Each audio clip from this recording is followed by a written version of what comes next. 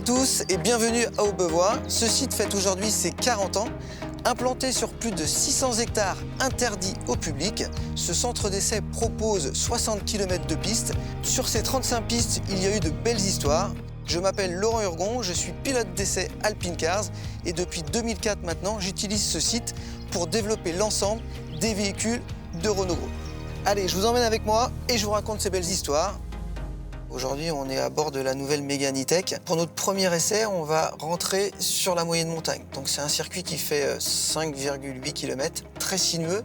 Donc on va travailler sur la direction, sur la réponse, la stabilité, sur la linéarité au niveau du pneumatique.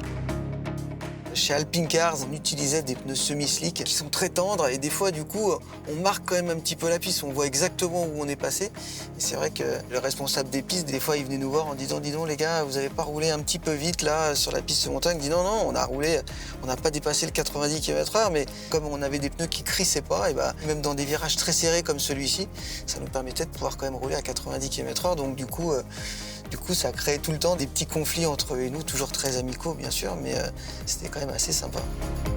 Quand je suis arrivé ici en 2004, je découvrais un petit peu les pistes et je me rappelle, j'étais à bord d'une Mégane 2 RS. On a sur cette zone montagne une accumulation de 3 bosses assez marquées où normalement il faut qu'on passe à 50 km/h.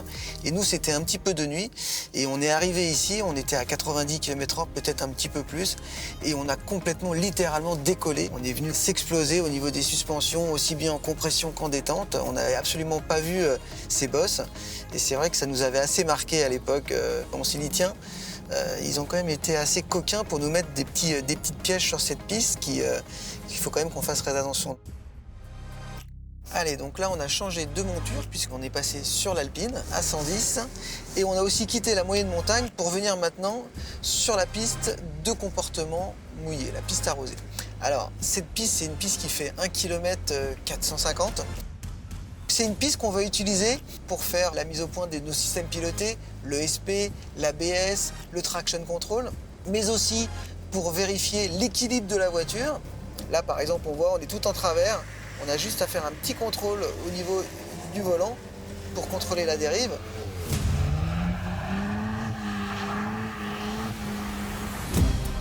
Comme on le voit, c'est une piste qui est quand même assez vallonnée.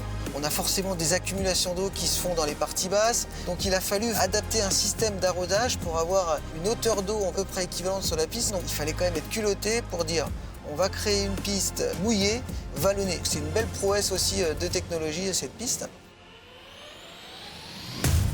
Allez, là maintenant on va vous faire découvrir la piste de comportement.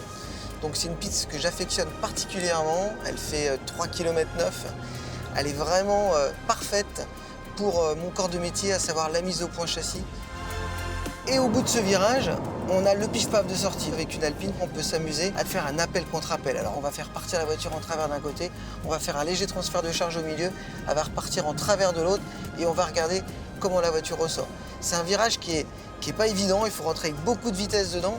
Il faut arriver à faire glisser juste l'arrière ce qu'il faut pour être le plus efficace possible et avoir les roues les plus droites possibles en sortie.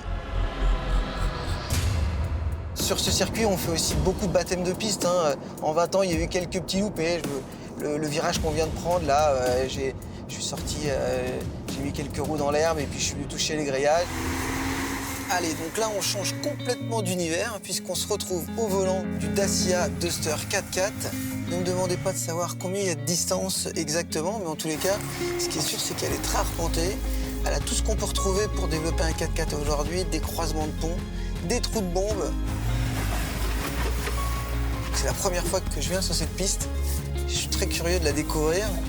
C'est assez sympa. Et puis le comble, ça serait vraiment que je m'enlise. Ça serait quand même assez incroyable. Un petit clin d'œil à tous mes collègues là qui vont, je pense, bien se moquer de moi.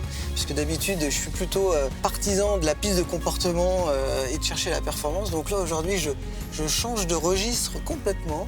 C'est pas pour me déplaire d'ailleurs. Attention, Urgon est dans la forêt. Ah oui, le Duster, moi je le connais bien au quotidien sur la route, mais je l'avais jamais encore conduit dans un terrain de 4x4 et franchement je suis vraiment bluffé de ses performances de franchissement.